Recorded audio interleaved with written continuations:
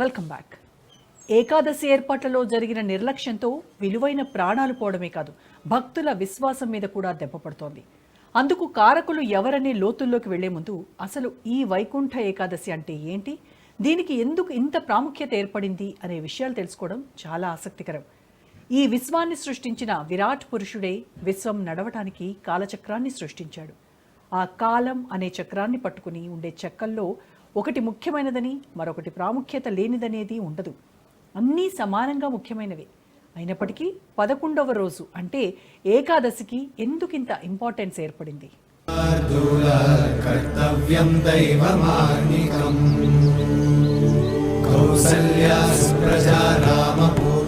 హిందూ కాలచక్రంలో ప్రతి తిథి కూడా ప్రత్యేకమైందే. కానీ ఏకాదశికి మరింత ఎక్కువ ప్రత్యేకత ఉందంటారు పంచాంగవేత్తలు. పురాణాల్లో ఉన్న కథలు, మహావిష్ణువు లీలలకు సంబంధించి ఏకాదశి అనే పేరును తలుచుకోగానే ఓ పుణ్యభావన భక్తుల మనస్సుల్ని ఆవహిస్తుంది. ఏకాదశి రోజున చేసే పనులు ఫలిస్తాయని, ఆ రోజున మహావిష్ణువును అర్చిస్తే శ్రీ మహావిష్ణువు ప్రీతి చెందుతాడని పురాణాలు ఘోషిస్తున్నాయి. ఇలా సంవత్సరానికి వచ్చే అన్ని ఏకాదశుల్లో మార్గశిర, పుష్యమాసాల్లో వచ్చే ముక్కోటి ఏకాదశి మరింత పుణ్యప్రదమైనదిగా ప్రసిద్ధి పొందింది.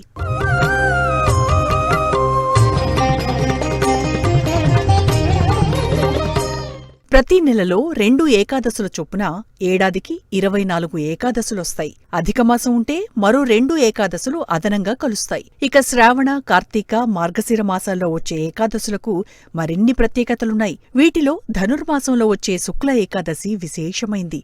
దీన్నే ముక్కోటి ఏకాదశి లేదా వైకుంఠ ఏకాదశిగా పరిగణిస్తారు. కల్పాంతర కాలంలో మహావిష్ణువు మురుడు అనే రాక్షసుడితో యుద్ధం చేస్తూ అలసిపోయి సింహావతి అనే గుహలో సేదతీరుతున్నాడట. ఆషాఢ శుక్ల ఏకాదశి నుంచి కార్తీక శుక్ల ఏకాదశి వరకు ఆ గుహలోనే యోగనిద్రలో ఉన్నాడట. ఈ విషయాన్ని గ్రహించిన మురాసురుడు మాయోపాయంతో విష్ణువుపైకి దాడికి సిద్ధమయ్యాడు. అప్పుడు విష్ణువు శరీరం నుంచి యోగమాయ శక్తిరూపంలో వెలువడిందట. ఆ మహాశక్తి మురాసురుణ్ణి సంహరించింది. విష్ణుమాయ నుంచి ఉత్పన్నమైన ఆ శక్తి స్వరూపానికి శ్రీహరి వరాన్ని అనుగ్రహించాడు. విష్ణువుకు ప్రియమైన తిథిగా ఏకాదశి పేరిట ఆ శక్తిరూపం పూజలందుకుంటుందని పేర్కొన్నాడు. ఆనాటినుంచి ఏకాదశి తిథి పరమ పవిత్రమైనదిగా పరిగణిస్తున్నారు.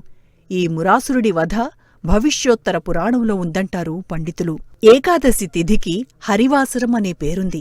వైకుంఠ ఏకాదశిని హరి ఏకాదశి, మోక్ష ఏకాదశి, సౌఖ్య ఏకాదశి అని కూడా పిలుస్తారు. శ్రీమన్నారాయణునికి సూర్యుడు కుడికన్నైతే చంద్రుడు ఎడమకన్నుగా ప్రకాశిస్తారు. నేత్రాలు వేరైనా దృష్టి ఒక్కటే.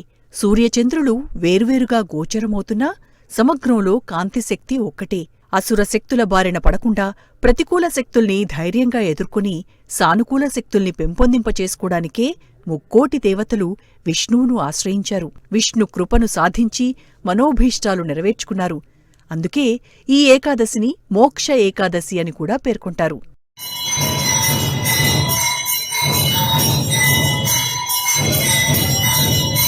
సూర్యుడు ధనుర్రాశిలోకి ప్రవేశించిన తర్వాత మకర సంక్రమణం వరకు సాగే కాలంలో ముక్కోటి ఏకాదశి వస్తుంది. ఉత్తరాయణ పుణ్యకాలానికి ముందు అంటే సౌరమానం ప్రకారం జనవరి 14 నుంచి 16 వరకు ముక్కోటి దేవతలతో సమ్మిళితమై ఉన్న విష్ణువును ముక్కోటి ఏకాదశిగా పరిగణించి ఆ రోజు ఉత్తరద్వారం గుండా ఆలయాల్లో దర్శిస్తే సమస్త మనోభీష్టాలు నెరవేరుతాయని భక్తుల విశ్వాసం. పూర్వం చాలామంది రాజులు, మునులు, తాపసులు ముక్కోటి ఏకాదశి రోజునే విష్ణువును ఎంతో భక్తి శ్రద్ధలతో సేవించి తరించారట. అదే సంప్రదాయాన్ని కలియుగంలో మనుషులు కూడా ఆచరిస్తూ తమ జీవితాలను సార్థకం చేసుకునేందుకు ప్రయత్నిస్తున్నారు.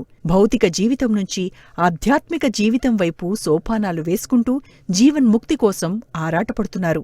వైకుంఠ ఏకాదశిని పురస్కరించుకుని తిరుమలతో పాటు ప్రముఖ వైష్ణవ క్షేత్రాలైన శ్రీరంగంలోని శ్రీరంగనాథస్వామి ఆలయం, గురువాయూరు, భద్రాచల రామయ్య దివ్యక్షేత్రాల్లో ప్రత్యేక పూజలు, ఉత్సవాలు నిర్వహిస్తారు.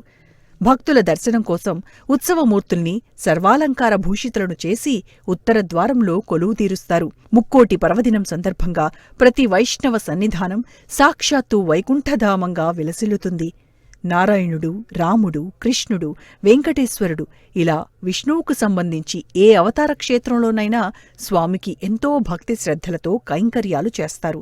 ఆలయాలన్నీ నేత్రానందకరంగా భాసిల్లుతాయి. దశమినాడు ఏకభుక్తం, ఏకాదశినాడు ఉపవాసం, ద్వాదశినాడు అన్నదానం అనేది సంప్రదాయరీత్యా పాటించాల్సిన నియమాలుగా పేర్కొంటారు.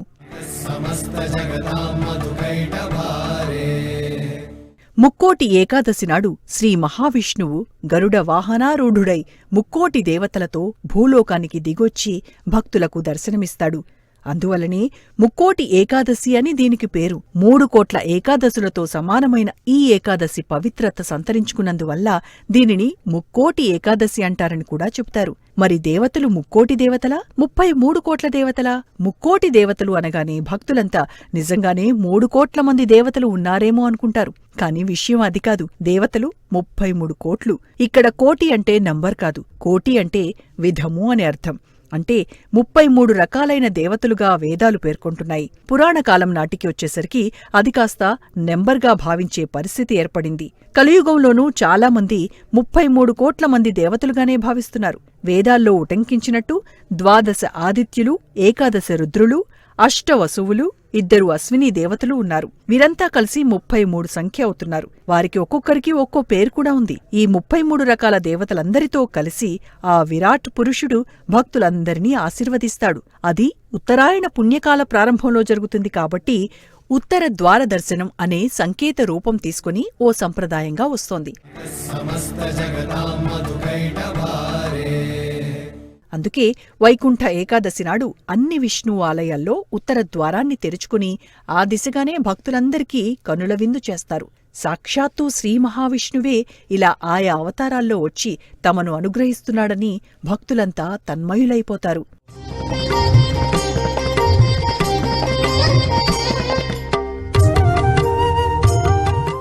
ఇక దేవతలు, రాక్షసులు జరిపిన క్షీరసాగర మథనంలో ముక్కోటి ఏకాదశి నాడే ముందుగా హలాహలం పుట్టిందని, ఆ తర్వాత అమృతం పుట్టాయని భావిస్తారు. కాలకూట విషాన్ని పరమేశ్వరుడు తన గరళాన బంధించింది ఈ రోజేనట.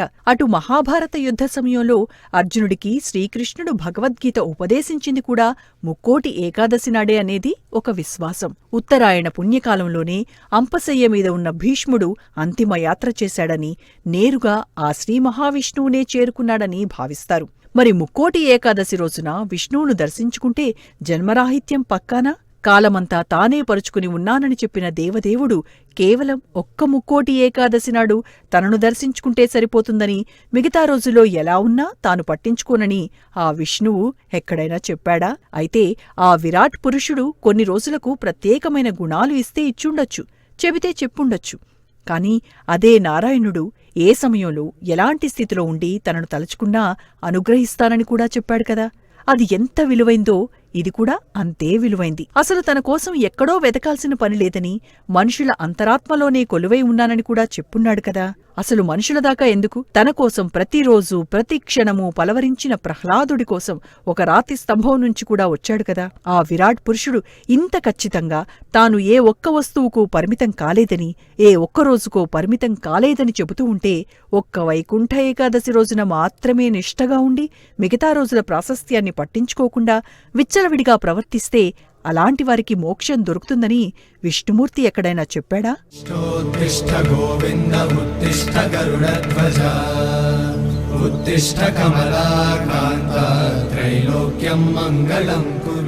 అసలు విష్ణువు ఏ గుహలో ఉన్నాడు? దేహం అని పిలిచే ఈ గుహలోనే కదా. దేహమే దేవాలయమని హిందూ ధర్మశాస్త్రాలు చెబుతున్నాయి కదా. కైవల్యోపనిషత్తుల్లో చెప్పినట్టు ప్రతి మానవ హృదయ గుహలోనూ పరమాత్మే కదా ప్రకాశిస్తున్నది. కళ్ళు మూసుకుని శ్వాస శబ్దాన్ని వింటే ఆ దేవదేవుడి నాట్య విన్యాసమే కదా అనుభవంలోకొచ్చేది. మరి ఈ విషయాన్ని గుర్తించకుండా, పరమాత్మ సత్యాన్ని అర్థం చేసుకోకుండా అనవసరంగా ఇక్కట్లు పాలు కమ్మని హిందూ భక్తులకు ఏ దేవుడైనా చెప్పాడా? లేదు కదా అంటున్నారు ముముక్షువులు.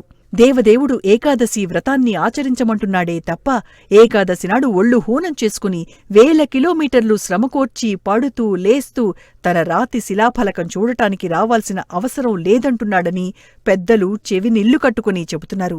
ఏకాదశి ఉపవాసం ద్వారా ఏకాదశ ఇంద్రియాలను నిగ్రహించి పూజ, జపం, ధ్యానం మొదలైన సాధనాల ద్వారా ఆరాధించాలని చెబుతున్నాడు. అందుబాటులో ఉన్న ఆలయాన్ని దర్శించుకుని తరించమని చెబుతున్నాడు. సకల ఇంద్రియాలను అదుపులో పెట్టుకుంటే తప్ప చిత్తం నిలువదని, అందుకే ఉపవాసం చేయమని చెబుతున్నాడు. ఈ ఒక్క సత్యాన్ని హిందూ భక్తులు మనసులో పెట్టుకుంటే తిరుపతిలో జరిగిన ఘటనలను అతి సులభంగా నివారించవచ్చు అంటున్నారు పండితులు.